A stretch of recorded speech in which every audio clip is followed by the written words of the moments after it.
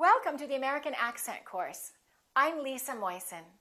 In the following lessons, you're going to learn the correct rhythm and intonation and melody of American English. It's the music of language, and it's one of the most important things that you need to know to have a good American accent. I would say it's probably even more important than learning correct vowel and consonant pronunciation. In some languages, the words sound flat, and each word is pronounced the same way, and each syllable is pronounced the same way.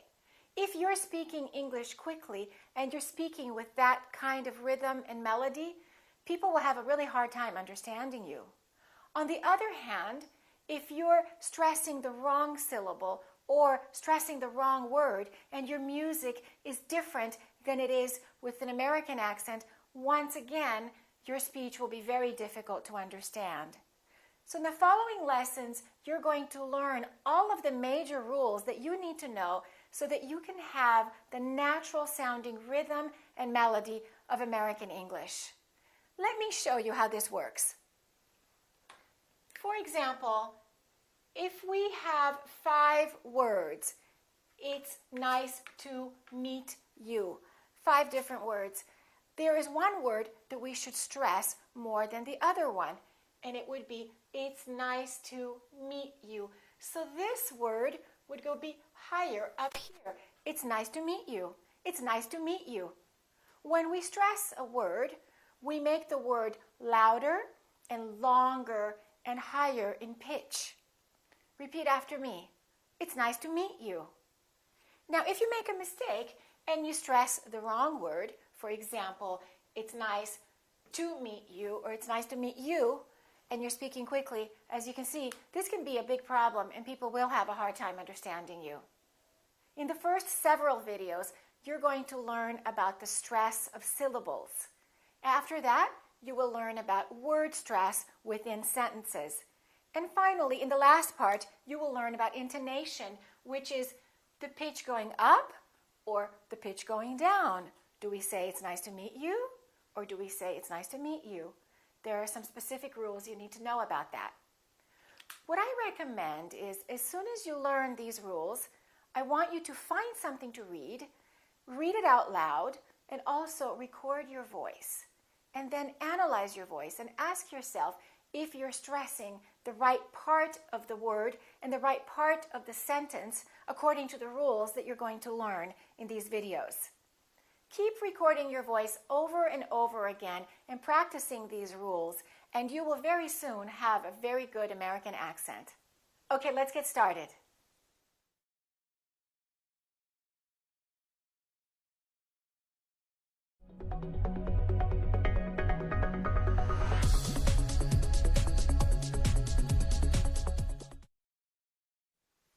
Let's talk about syllable stress. A syllable is a small unit of speech that has one vowel and sometimes a vowel and a consonant together. If you have 2 separate vowel sounds, that would be 2 separate syllables. Let's take a look at some words. For example, the word seat. We have 2 vowels, but these 2 vowels represent only one sound. It's E, seat. Therefore, this word has only one syllable, and we don't have to worry about which syllable is stressed because it's only one word and one syllable. Let's take a look at this one. This also has 2 letters, but in this case, the 2 vowels have different sounds. It's not E or A, it's I-ye, science. We break up the word right here in the middle, and we have one vowel on this side and one vowel on that side, and we say science. In this case, we need to ask ourselves which syllable is stressed. If you look in your dictionary, you will see a little accent mark like this in front of the syllable that should be stressed. In this case, it's the first one. It would be science. If this mark were located over here, the pronunciation would have to be science. And of course, we don't say science, we say science. Now, when you have a long word like this, audiovisual, audiovisual has 6 syllables, audiovisual. In that case, it's very important to know which syllable is stressed. In this case, it's going to be right here, audio-visual. Audio-visual. How do we stress a syllable? We make it longer and louder and higher in pitch. Audio-visual. Now, let me demonstrate to you what can happen if you make a mistake with stressing the wrong syllable. Let's look at the word success. Now, do we say success or do we say success?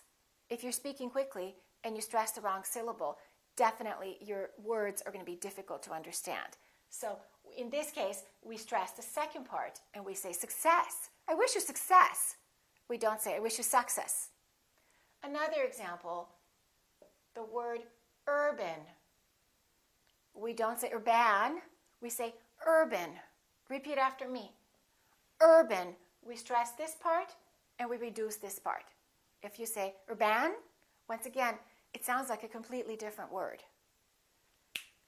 It's very important to know which syllables should be stressed when you're speaking English. Right now, I'm going to give you a little test.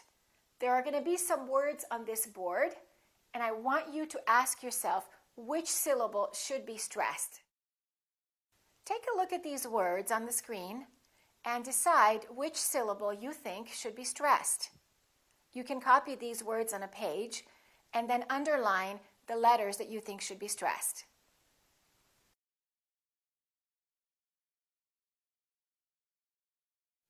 Let's see how you did on the syllable stress test. Let's take a look at the first word. Did you say decade or did you say decade? Is it first syllable or second syllable? Well, it's the first one. It's decade. Repeat, in the next decade. All right, a lot of people make a mistake and they say decade. Let's take a look at a few more words. The second one, did you say colleague or colleague? He's my colleague? That's right. Once again, it's the first syllable. Repeat after me. Colleague. Colleague. He's my new colleague. Let's look at the next one. Did you say female or did you say female? Once again, it's the first one. Female. Let's look at the next one. Did you say Japan or Japan? In this case, it's the second syllable. I'm from Japan. I'm from Japan. Let's take a look at the next one. Did you say Iran or Iran? It should be the second one. He's from Iran. He's from Iran. Let's look at the next one. Is it locate or locate? It's the first one again. It's locate. Locate. Be careful. A lot of people say locate because they're thinking of the word location. Sometimes when we change the form of the verb from a verb to a noun or to an adjective, the stress within the word changes. We'll talk about that a little bit later. Let's look at the next one. Did you say detail or detail? If it's a noun, we say detail. That's an interesting detail. First syllable stress. This is a hard word. A lot of my students make a mistake on this one. A lot of them say something like parenthesis, and it's actually the second syllable. It's parenthesis. Parenthesis. Next one, these can be confusing for a lot of people. How did you say this one? Is it necessary, necessary, or necessary? It's the first one.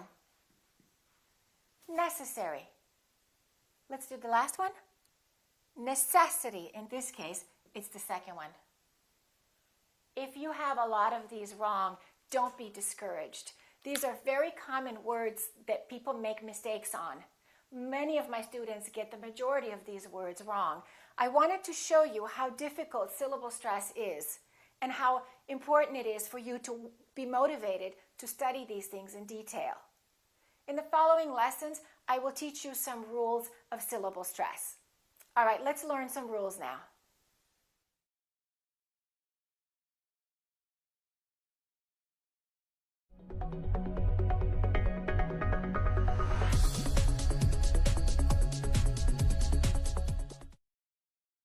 learn some rules for syllable stress with words with 2 syllables.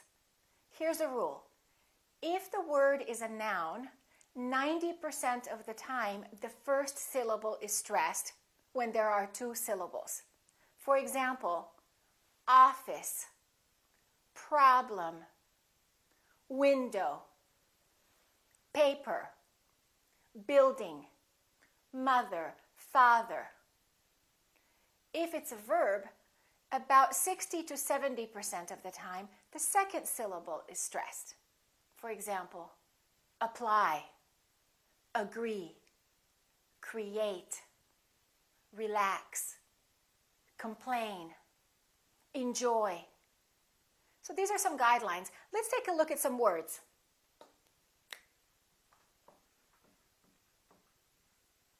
Is this word pronounced record or is this word pronounced record? It depends on if it's a noun or a verb. I would like to get the new record. Record, first syllable. He broke the world record.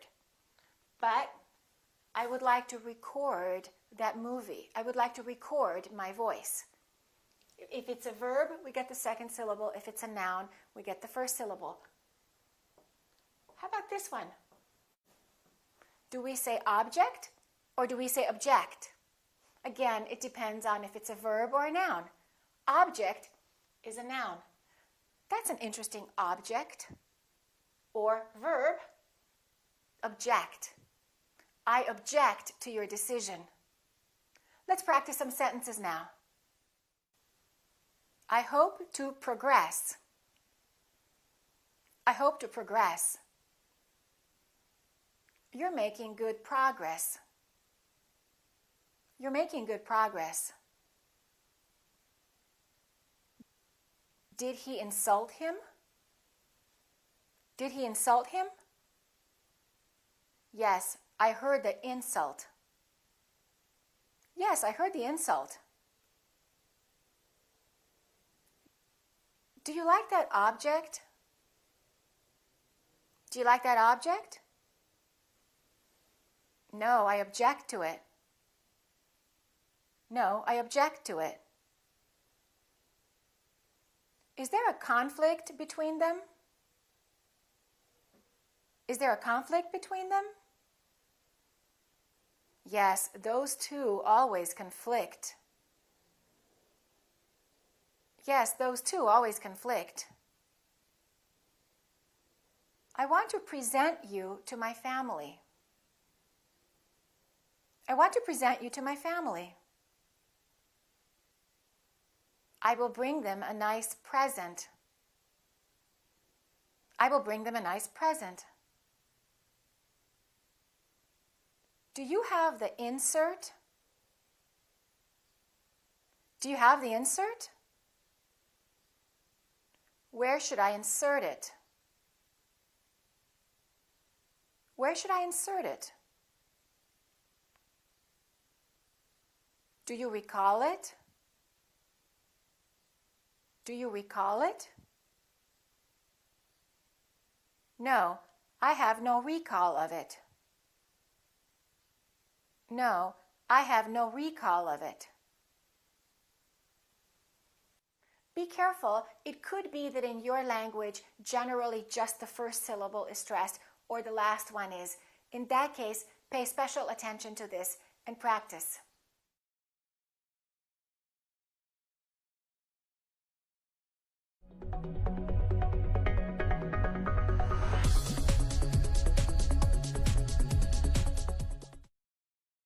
Let's learn another rule about how syllables are pronounced. We're going to learn about words that end in ATE. As you can see, all three of these words have ATE endings. How do we pronounce this word? Do we say graduate or do we say graduate? Do we say ate or do we say it? Once again, it depends on what kind of word it is. If it's a verb, we fully pronounce ate, and it kind of sounds like the number 8. Graduate. I would like to graduate from college. I will graduate soon.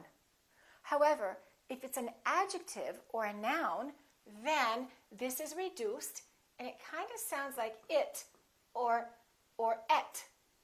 For example, graduate, graduate. He is a college graduate.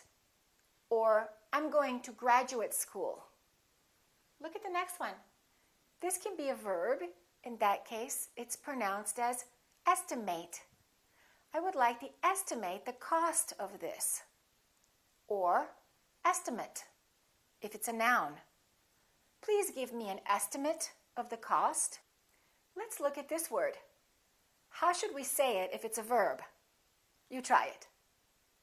Articulate, right? To articulate. To articulate means to say something really well and really clearly.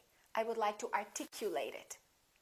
And we have an adjective equivalent. Articulate. He's a very articulate man. It means he speaks clearly and he speaks well. So if it's a verb, we say ate, and if it's a noun or an adjective, we reduce this ate and we say it. Separate. Separate, separate. Approximate, approximate. Let's practice some more verbs that end with ate. Repeat after me. Negotiate, abbreviate, calculate, nominate, donate. Let's practice some nouns and some adjectives. Delicate. Don't say delicate. That's a very common mistake. Chocolate. A lot of my students say chocolate. It's chocolate because it's a noun. Accurate. Affectionate. Intimate. All right, let's practice some sentences now. Did he graduate from college? Did he graduate from college? Yes, and now he's in graduate school working on his PhD. Yes, and now he's in graduate school working on his PhD. I will calculate it and give you an estimate. I will calculate it and give you an estimate. I don't think that number is accurate. I don't think that number is accurate. I think you're exaggerating the amount. I think you're exaggerating the amount. That's just an approximate estimate. That's just an approximate estimate. Thanks for the chocolate. Thanks for the chocolate. I really appreciate it. I really appreciate it. Remember, ate if it's a verb and it if it's a noun or adjective.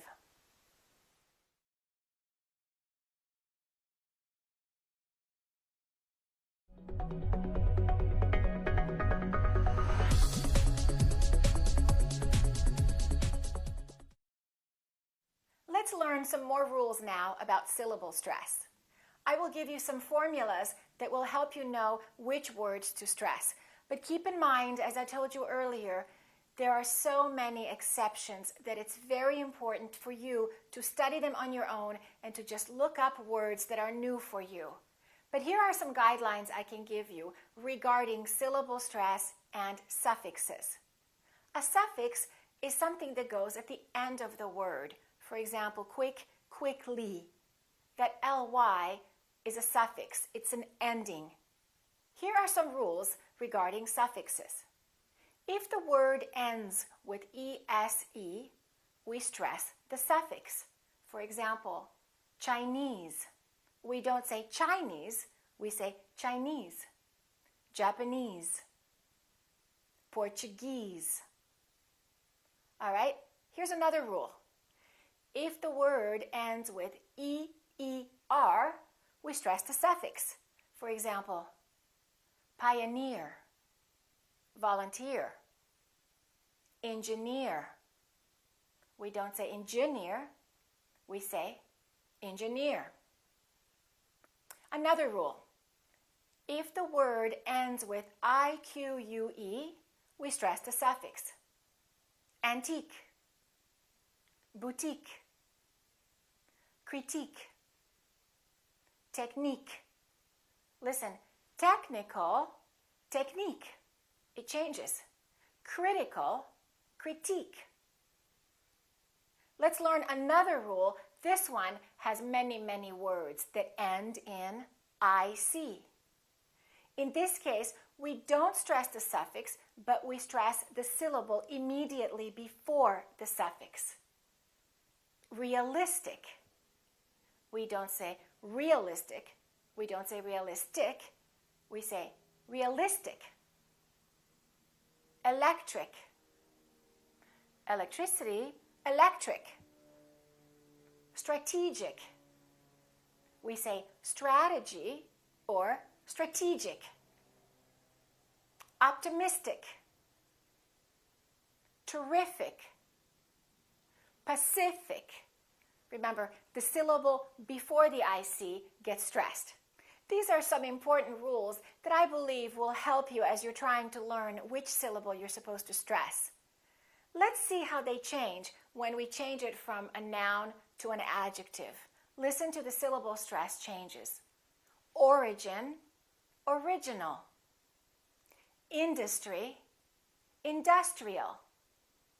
Memory, memorial.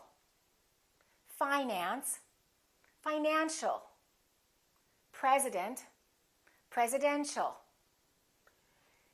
Keep listening carefully to the way native speakers pronounce words, and you will instinctively develop the ability to figure out which syllable is supposed to be stressed.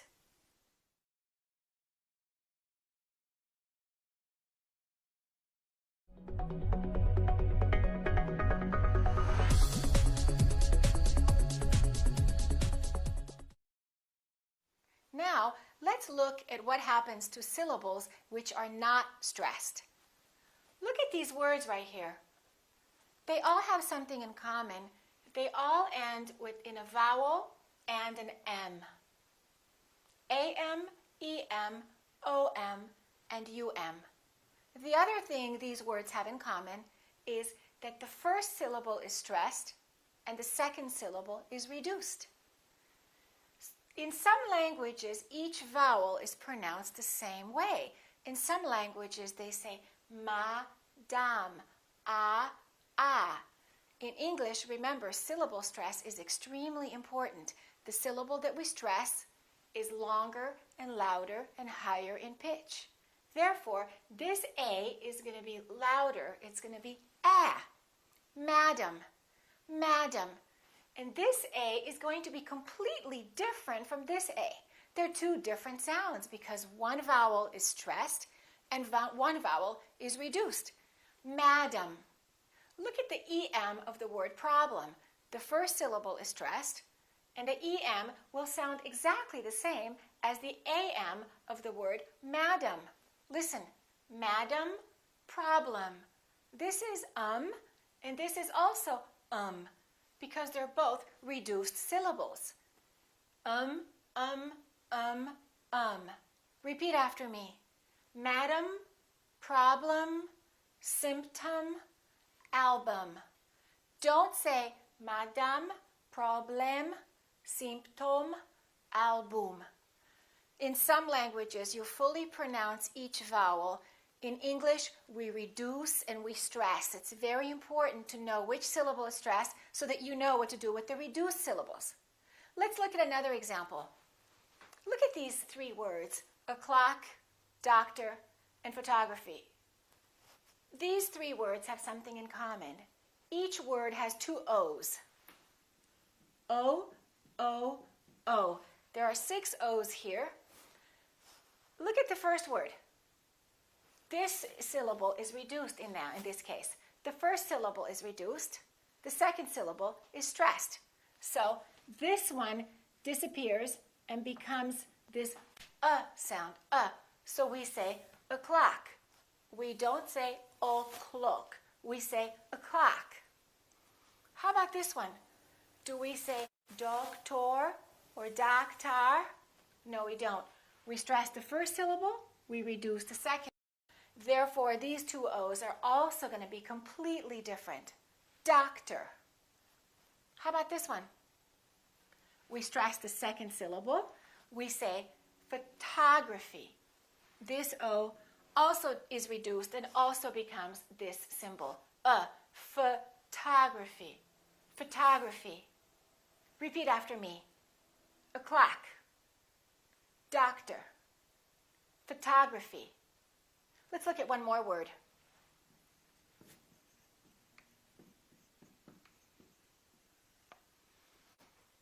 Atom, atom.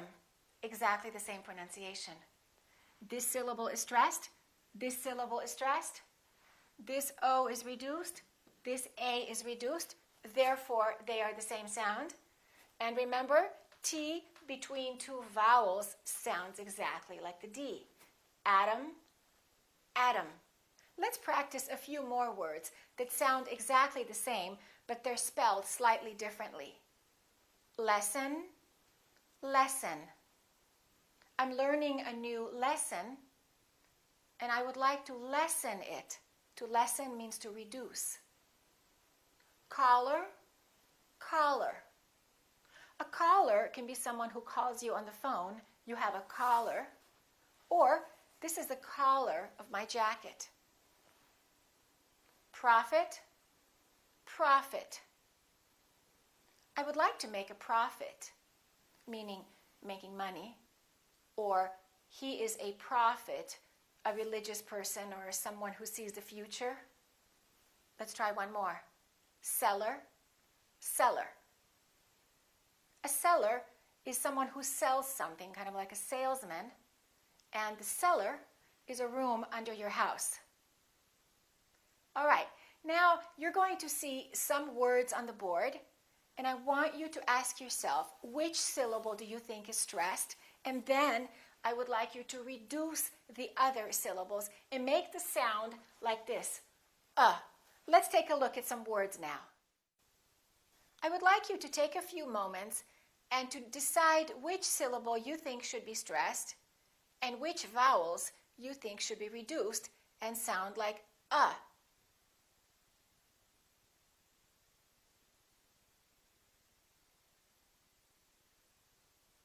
Let's see how you did with these words. Look at the first word, economy. The second syllable is stressed, therefore this E and this O are reduced. We don't say economy, we say economy, economy. Look at this one. The second syllable is reduced, the first syllable is stressed. We don't say memory, we say memory. Repeat after me. Memory. Look at the next one. Do we say control or do we say control? We say control. Second syllable is stressed. The first O is reduced. Con. Repeat after me. Con. Control. The next one is the same. This O is reduced. Con. This syllable is stressed. Contain. Repeat. Contain. Let's look at this one. This is a commonly confused word by a lot of people. Develop. Second syllable is stressed. This is reduced. This is reduced. Develop.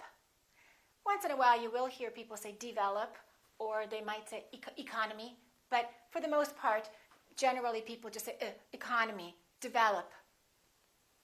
What do we say? Europe or Europe? I'm from Europe. Don't say I'm from Europe. This is stressed. The O, once again, is reduced. Repeat. Europe. How about this one? This is the most stressed syllable right here, the A. Information. So we don't say infor, and we don't say mation. We don't say information. We say information. Once again, information. And the final word, Once again, the second syllable is stressed. The O and the IA are both reduced, so it's not com or com, it's cum. Commercial. Don't say commercial or commercial, it's O. Commercial. All right, let's practice these words again really quickly. Economy, memory, control, contain, develop, Europe, information, commercial. The more you listen to spoken English, the better your syllable stress and syllable reduction are going to get, because these words are going to become more familiar to you and you will automatically get a feeling for which syllables you're supposed to stress.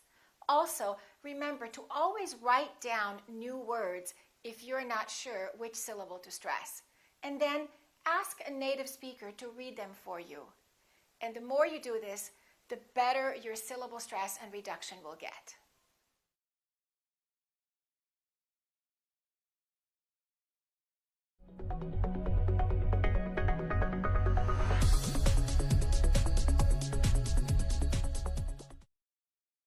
Now, let's learn the rules of word stress. Just like we stress certain syllables in words, there are certain words that we have to stress in sentences. This is really important to learn because this is what creates the natural music and rhythm of American English. And it's a really important skill to master to have a good accent. Let's take a look at this. Look at this sentence. I will be driving to the market to buy something to eat. If you notice, I underlined 4 words. I underlined the verb and the noun and the verb and the verb. These words are called content words. Content words are the words that carry the most meaning of a sentence.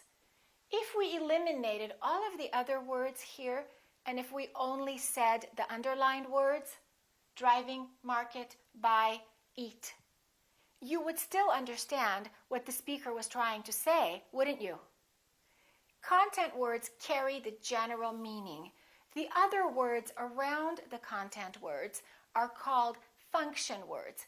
They're the little words that are not absolutely necessary to the meaning of the sentence.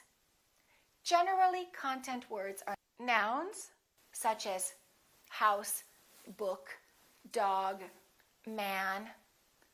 Verbs, which are action words, such as go, eat, sleep, drive, think, understand. They are adverbs, such as carefully, clearly, well, soon, now. And adjectives, such as tall, short, good, bad, difficult, easy. These are the words that carry the most meaning. Let's take a look at this sentence again, and let's read the sentence, emphasizing the content words. I will be driving to the market to buy something to eat. I will be driving to the market to buy something to eat. Let's try to outline what this looks like. I will be driving to the market. You're going to jump up the staircase, go higher to buy something, and then something is also going to be reduced to buy something to eat. I will be driving to the market to buy something to eat. Let's do it again. I will be driving to the market to buy something to eat. That's the rhythm of English. Let me teach you a few rules about that. When we have 2 content words, generally the second word gets more stress. For example, I got a job. Got is a verb, job is a noun. They're both content words, but job gets more stress because it's a second word. I got a new job. I got a job. I got a great job. Do me a favor. Do is important, but favor gets more stress because it comes at the end. Do me a favor. Do me a favor. See you later. What do we say? Do we say, see you later? Or do we say, see you later? Let's try a few more. Let's go for a walk. Walk is going to get the stress. Let's go for a walk. Let's go for a walk. Go gets some stress, but walk gets a lot more stress. Okay, one more sentence. Did you do your homework? Did you do your homework? Repeat after me. Did you do your homework? Let's compare two sentences now. Repeat after me. Did you get it? Did you get the job? If you notice, in the first sentence, I emphasized get, but I didn't emphasize it, because it is not a noun. It is a pronoun. In the second sentence, I said, did you get the job? Because job is a noun. So we reduce pronouns and we stress nouns. One more time. Did you get it? Did you get the job? Let's do a few more sentences like that. Did you see it? Did you see the film?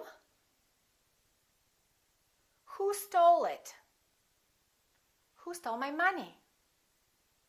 Who stole my money? Now we're going to add another element at the end of the word, a few other words actually. Listen carefully. Who stole the money from me? From is a preposition, so we don't stress it. It's not a content word. It's a function word. And me is a pronoun. From me. So both of those words are reduced. Listen again. Who stole the money from me? One more. I was washing the dishes. I was washing the dishes for her. He's fixing the car. He's fixing the car for them. He's fixing the car for them. Take a look at the screen now. First, you will have a chance to try to figure it out on your own, and then you will see another screen after that with words in capital letters, and the capital letters represent the words that you're supposed to stress.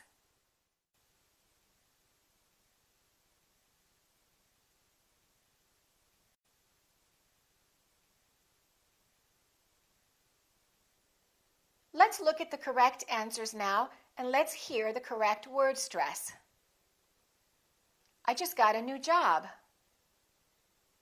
I'm so excited about it. I couldn't find one for a long time. Let's repeat that again. I just got a new job. I'm so excited about it. I couldn't find one for a long time.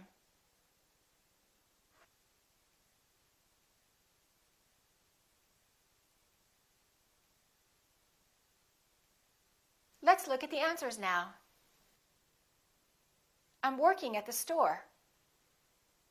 I'm selling women's shoes. I started working there last week. Repeat. I'm working at the store. I'm selling women's shoes. I started working there last week.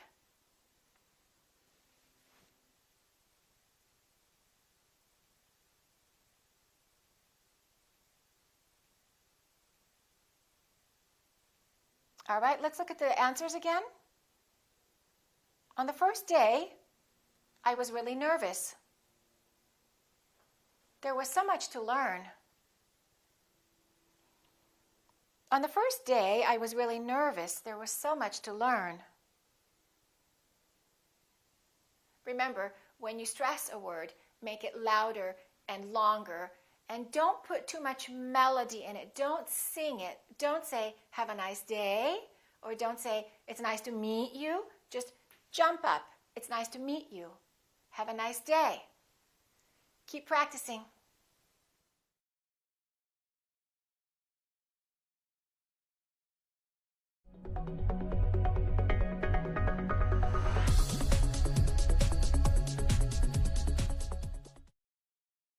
Let's talk about what happens when we have a long sentence and when there are a lot of content words in one sentence.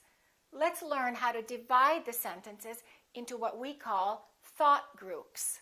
Look at our sentence again. I will be driving to the market to buy something to eat. We have 4 different content words, but we can say we have 2 different thought groups. One of them is, I was driving to the market. That's a unit that can go together. I was driving to the market.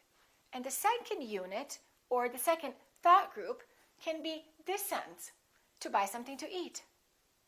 I was driving to the market to buy something to eat. When you break up the sentence into thought groups, you need to decide which word is the most important word of that particular thought group. That most important word is called a focus word. In this sentence, I will be driving to the market. Market is the focus word.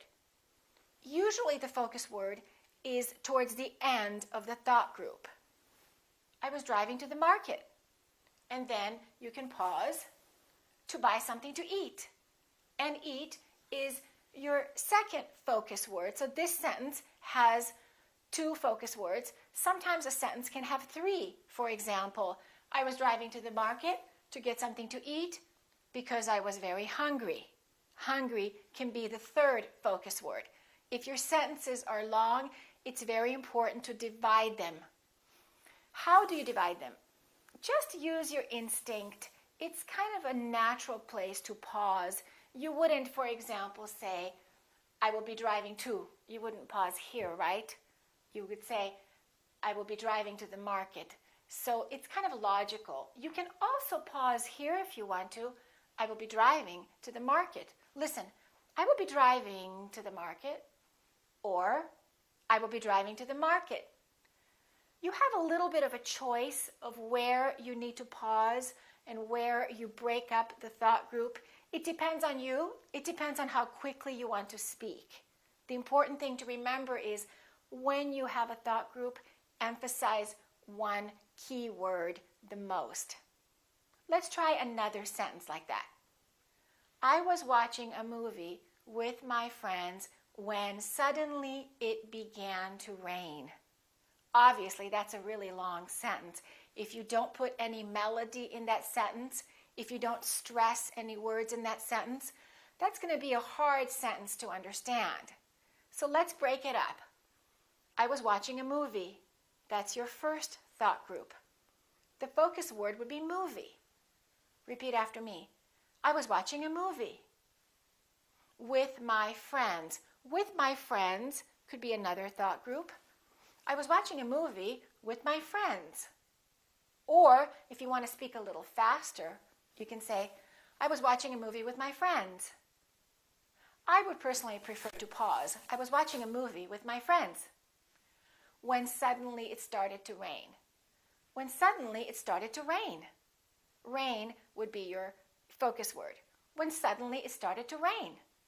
Listen again to the whole sentence. I was watching a movie with my friends when suddenly it started to rain. All right, this creates a very nice rhythm, a very nice melody, and it makes your speech much easier to understand.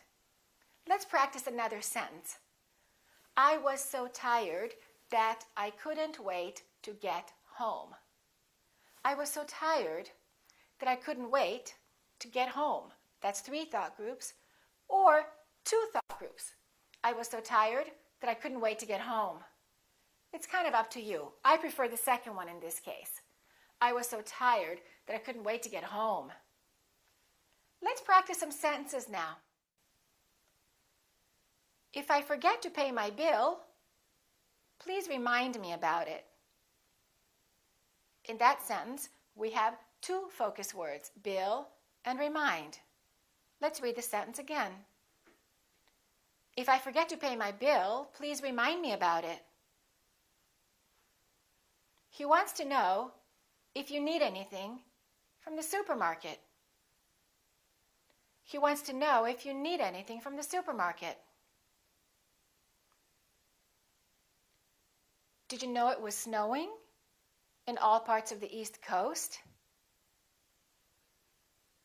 Did you know it was snowing in all parts of the East Coast?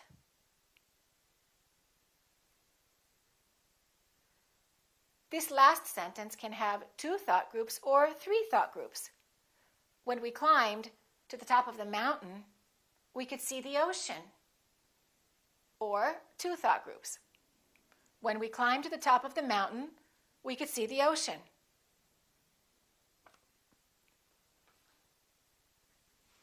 When you have a longer sentence with several thought groups, make sure you find the focus word and stress that one the most. And remember, usually it's the last content word, usually a noun or a verb.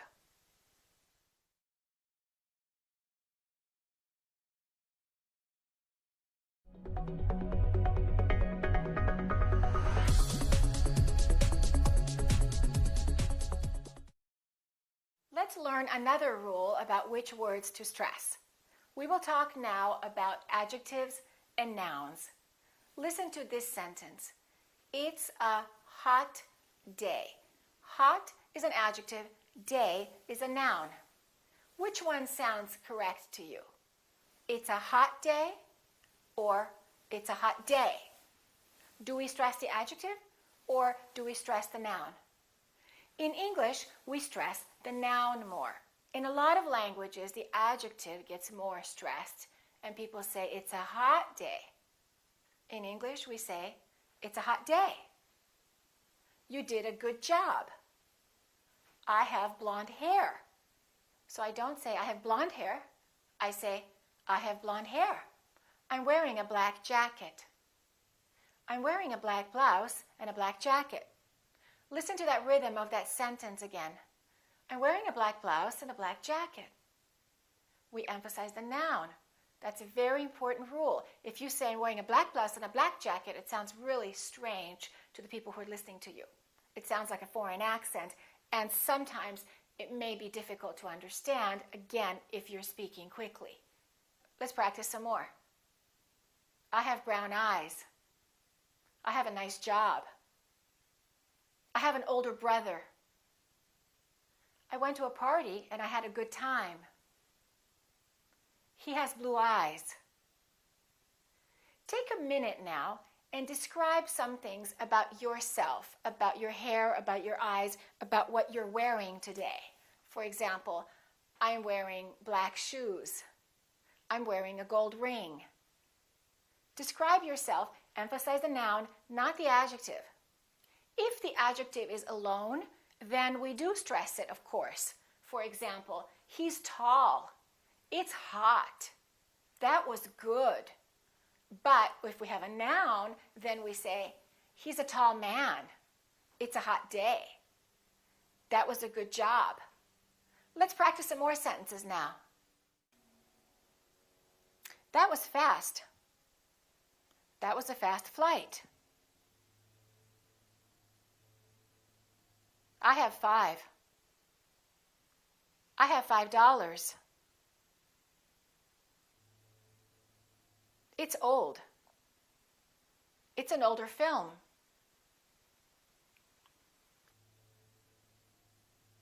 He's younger. He's my younger brother. That was great. I had a great time. I have an older brother and a younger sister.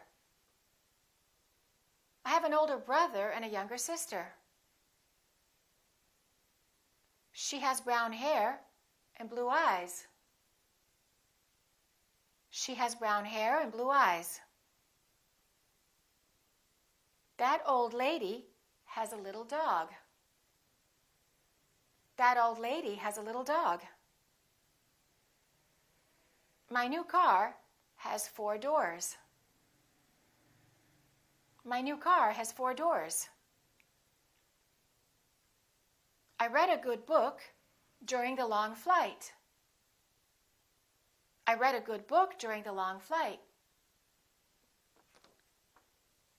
What happens when we have 2 adjectives before a noun? For example, big black dog, angry old man, long hot shower.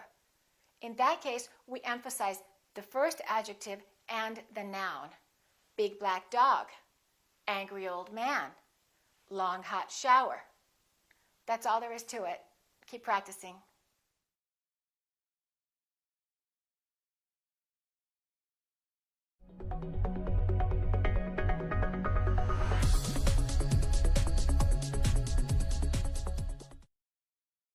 Now we'll talk about how we stress compound nouns. Compound nouns are two words that represent one thing. For example, credit card. Credit card. Two words representing one object, we stress the first word. Repeat after me. Credit card. Also, say these two words as one word. Join them together. Don't say credit card. Say credit card. Let's practice some compound nouns. For example, let's talk about the eyes. Eyelid. We say eyelid. Eyebrow. Eyebrow. Forehead. Forehead. Earring. Earring. How about hair? Let's think of some compound nouns that have the word hair in it. Hairstyle sounds like hairstyle. Hair color sounds like hair color. Hairbrush, hairbrush. Hair salon, hair salon. Some words, things that are in your house, for example. Look around your house and ask yourself which compound nouns you see.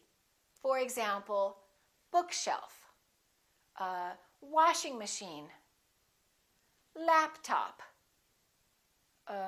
window frame. How about some things that are in your purse or in your wallet? Driver's license, credit card, cell phone, car keys, chewing gum. All right, let's practice some sentences now. Please give me your phone number with the area code first. Please give me your phone number with the area code first. My house has 3 bedrooms and 2 bathrooms. My house has 3 bedrooms and 2 bathrooms. I got a headache from the loud rock music. I got a headache from the loud rock music. The police officer was on a motorcycle. The police officer was on a motorcycle. After their wedding day, they went on their honeymoon. After their wedding day, they went on their honeymoon. Don't put the newspaper in the trash can. Don't put the newspaper in the trash can. I bought a birthday present for my roommate.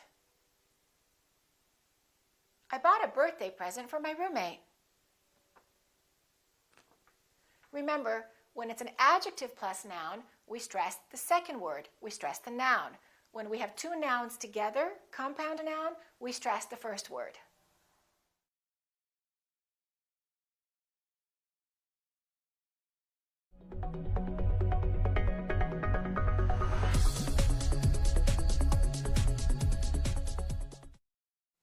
Let's talk about the rules of stress for phrasal verbs. What is a phrasal verb? Well, pick is a verb, but if we say pick up, that's a phrasal verb. The meaning is very different. Break is a verb, but if we say break down is a phrasal verb. The meaning, again, is completely different. My car broke down is different from I broke the pencil. With phrasal verbs, we stress the second element, which is usually a preposition. So we say, pick up. Break down, we say, break down, emphasizing the second element. Sometimes the phrasal verb can have a pronoun or a noun in between, so we can say, pick it up. We can say, turn on, or we can say, turn it on. We can say, cross out, or we can say, cross it out. Sometimes a phrasal verb has a noun equivalent. For example, work out can be a noun, and I can say, workout. I had a great workout. In that case, we emphasize the first part. I had a workout. Listen, I want to work out. I had a great workout. Let's practice some sentences now with phrasal verbs, and after that, we'll learn a few more phrasal nouns. I found out about it. I found out about it. Can you look it over for me? Can you look it over for me? I'll think it over and I'll call you back. I'll think it over and I'll call you back. I can't figure out why it broke down. I can't figure out why it broke down. When he grew up, he moved out. When he grew up, he moved out. As we learned, if it's a phrasal verb, we stress the second part. We stress the preposition.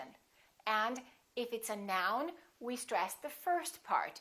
For example, make up, or I'm wearing makeup. I'd like to buy some new makeup. Another example is check up, or you can say checkup. I went to a doctor to get a medical checkup. Another one is break up or break up. They decided to break up, which means they decided to separate. It was a very painful breakup. You can say turn off, or you can say turn off. That's a real turn off. What does that mean? That's a real turn off. It's something you don't like, something you're not happy with, something that disgusts you. That's a turn off. One more example. You can say print out. I would like to print out the information. Or you can say, please give me the printout. Please give me the printout. Can you think of any more phrasal nouns and phrasal verbs?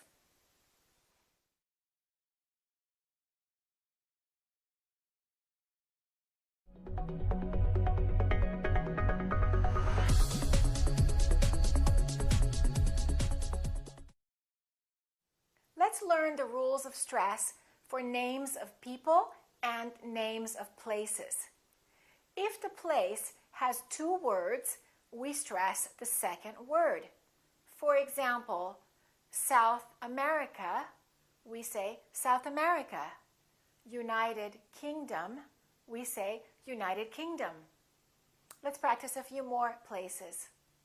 Los Angeles, Las Vegas, Mexico City, South Africa, Central Park. Can you think of any other places that have two names in them? The same thing happens when we stress the names of people. We stress the last name, the second word. For example, George Washington, Barack Obama. When the name has three words, we stress the last word. For example, Martin Luther King, John Fitzgerald Kennedy. Let's practice some more names. Think of some actors that you like, some famous actors. For example, Julia Roberts, Brad Pitt, Tom Cruise. That's pretty simple, isn't it? All right, let's do some sentences for practice now. John Wilson and Bob Jones went to South America. John Wilson and Bob Jones went to South America. Central Park is in New York. Central Park is in New York. His father likes Bob Dylan, but his grandfather likes Frank Sinatra. His father likes Bob Dylan, but his grandfather likes Frank Sinatra. Barack Obama was elected President of the United States. Barack Obama was elected President of the United States. Is that Julia Roberts or Nicole Kidman? Is that Julia Roberts or Nicole Kidman? Remember, the final name gets the most stress.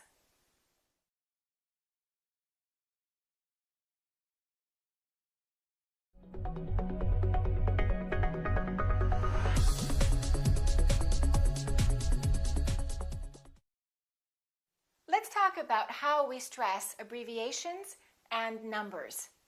An abbreviation is a short version of longer names. For example, CNN, UCLA, PhD.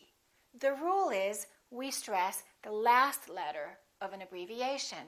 For example, CNN, UCLA, PhD. Let me show you how you need to do it. When you say CNN, make sure that you don't pronounce each letter separately. Try to say it as one word. Link it together. CNN, kind of like this. CNN, and then join them together. CNN, and then stress the last element. CNN. Repeat after me. CNN. Let's practice a few more. ASAP. Call me back ASAP. ASAP means as soon as possible. Okay? A few more. PC. HTML. DVD. CD. IQ. Can you think of any more? Sometimes people may ask you to spell your name if you have a name that they're not familiar with. Spell it the same way. Break it up and emphasize the last part. Imagine that your last name had 6 letters in it. For example, Parker. I would spell it like this. P-A-R-K-E-R. Repeat after me. P-A-R-K-E-R. We emphasize the last element. Try spelling your last name the same way. All right, now let's talk about numbers. Numbers work the same way. We generally emphasize the last element. For example, we say 3799, 58, 812. Let's practice a telephone number. We would say area code 310-555-8239. Why don't you practice your telephone number and maybe some other important numbers in your life? For example, your birthday and your birth year, or an important holiday. For example, an important day in American history is July 4th, 1776. He was born in 1987. All right, why don't you think of some numbers in your life and try practicing them the same way? Okay, and now let's practice some sentences using abbreviations and numbers. I went to work at 9:15 and came home at 5:45. I went to work at 9:15 and came home at 5:45. Flight 507 left LAX at 7:25. Flight 507 left LAX at 7:25.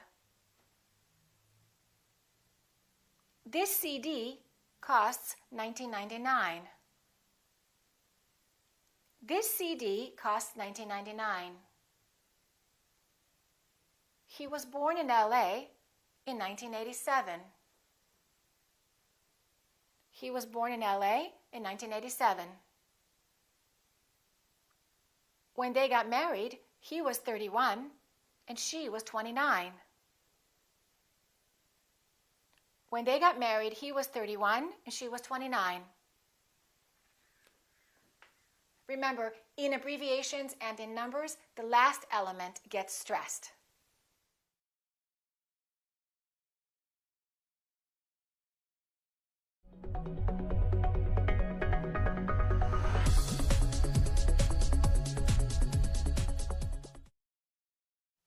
Let's learn one final rule about word stress. In some cases, any word can be stressed if you have a good reason for stressing it, if you want to emphasize it for some reason. For example, you can say, "This is the best ice cream I've ever had." Or you can say, "This is the best ice cream I've ever had." "This is the biggest dog I've ever seen." There is a reason why you want to emphasize it, to put more emotion in it, or to make sure people really understand your point. But be careful, don't do that too much, because in regular conversations you will say, this is the best ice cream I've ever had. You can also do that with had, which is a content word, and that's what Americans often do. They say, I love your new car. You don't have to say, I love your new car. You can say, I love your new car. So remember, that last element in general tends to get the most stress. However, there is room for some creativity there. Let me give you another reason that you would use special emphasis. For example, if I say to you, you don't smoke, do you? And you can tell me, I used to smoke. I don't smoke now, but I used to smoke. In that case, we emphasize used to. Or if I say to you, you will not go there tomorrow night, right? You're not going tomorrow. You can say, I will go. I will go. So there's a special reason why you're saying will. You're kind of emphasizing or disagreeing with what I'm saying. All right, for one more example, if I say to you, do you speak French or German? You can say to me, I speak French and German. Repeat after me. I speak French and German. Let's try one sentence like that, and let's see how the stress changes depending on the meaning that we wish to convey. Let's look at this sentence. I will drive to the beach next week. That's the normal way you would say it. Listen again. I will drive to the beach next week. However, you can change that. You can say, I will drive to the beach next week. Not he. I will drive to the beach. Or you can say, I will drive to the beach. I'm not going to walk and I'm not going to take the bus. I will drive to the beach next week. Or you can say what? I will drive to the beach next week, not to the park. Or you can emphasize next. I will drive to the beach next week, not this week. And finally, if you really want to emphasize that you're saying week, you can put a little more extra stress on the word week. I will drive to the beach next week. So you can see how the stress changes and the meaning changes. So there's the flexibility for you depending on what you're really trying to convey. Let's practice one more sentence in different ways, changing the stress. Let's say this sentence naturally first. Mary made a cake for my birthday. Now, let's say it again, changing the stress. Mary made a cake for my birthday. Not Susan. Mary made a cake for my birthday. She didn't buy it. Mary made a cake for my birthday. She didn't make cookies. Mary made a cake for my birthday. Not for his birthday. Mary made a cake for my birthday. Not for Christmas. Remember, for special emphasis or for clarification, you can stress any word.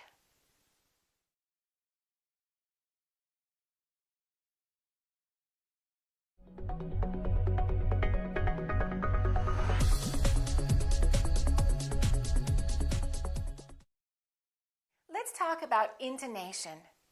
Intonation is the going up and down of your voice, the rising and the falling. This is also called pitch. For example, if I say, all right, I can say this as a statement, and I can say, all right, all right. My pitch goes down at the end for a statement, all right. Now, if this is a question, I would say it differently. The word right, the pitch would go up. All right? Listen to the difference again. All right. All right? One is falling intonation and one is rising intonation. Let's try falling intonation and rising intonation on another word. The word hello. There are two different ways we can say hello. I can say hello, falling intonation, hello, nice to meet you. Or I can make the rising intonation, and when I answer the phone, I can say hello.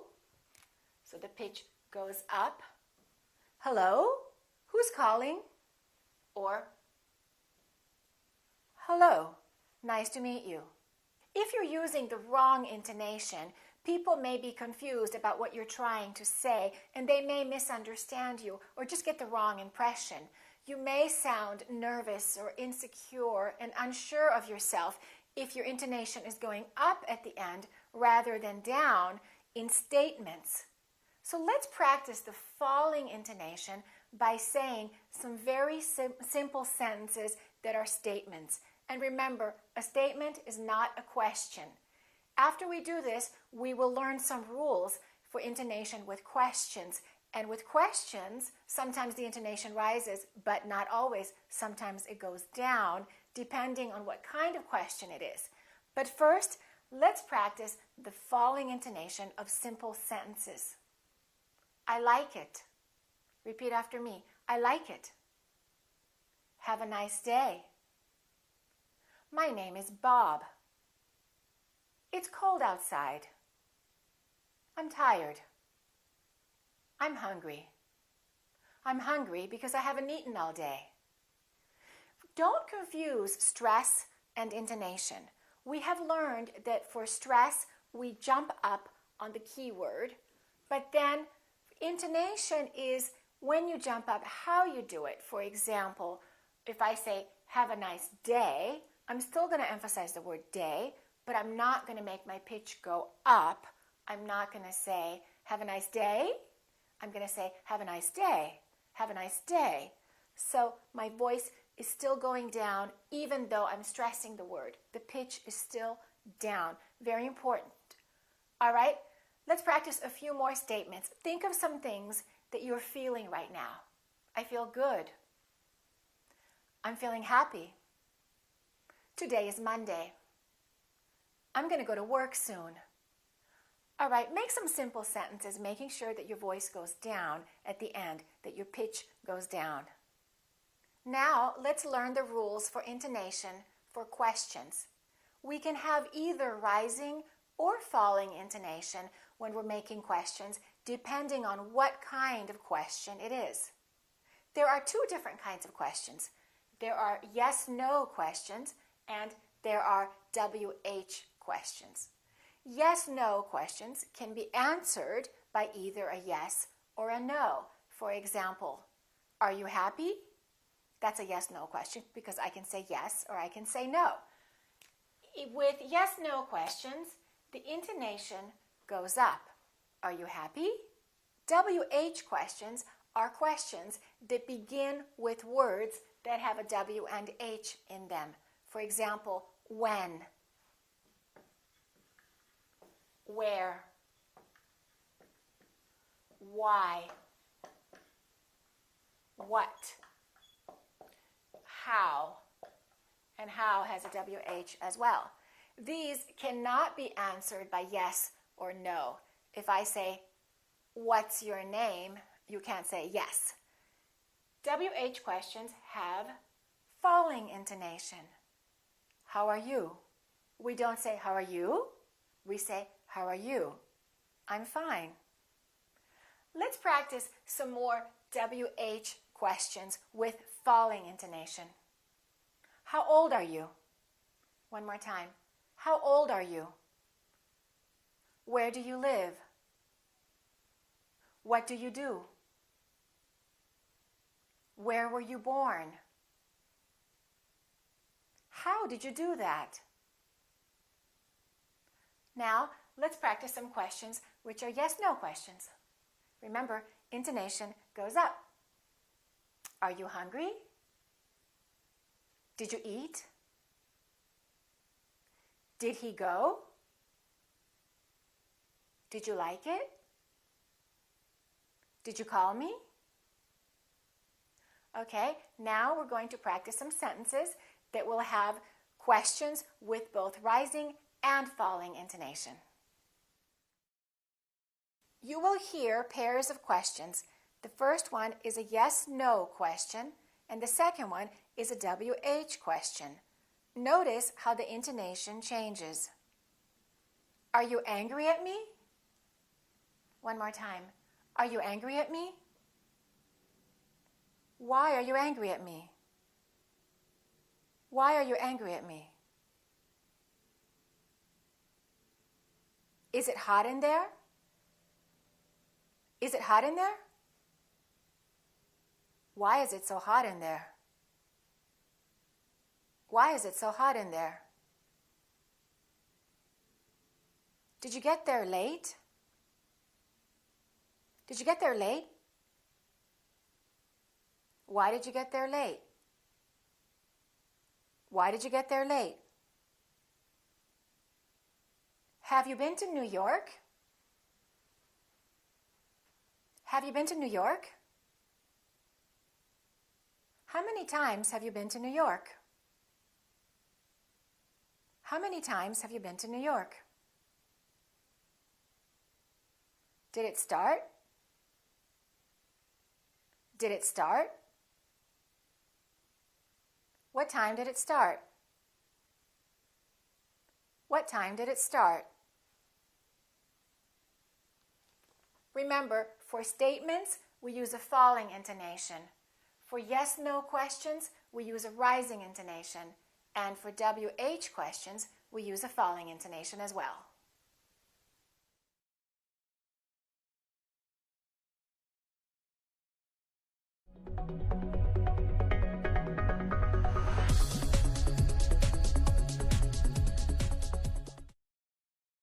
Let's learn about how intonation can change within one sentence. Within one same sentence, the intonation can both rise and fall. Let me give you the rules for that. One rule is when we list items in a series. For example, when you say, I bought chicken, fish, apples, and sugar at the supermarket. Each of those items that you list should have a rising intonation. I bought chicken, fish, apples, and sugar. The last one will have falling intonation. So we go up, up, up, down. Let's try that one more time. I bought chicken, fish, apples, and sugar. In a series. When you have that rising intonation, people know that that's not the last element. Something one more time. I woke up, ate breakfast, and went to work. Let's list some sports that you like to watch or that you like to play. For example, I like to run, to play tennis, and to swim. I like to run, to play tennis, and to swim. Which sports do you like?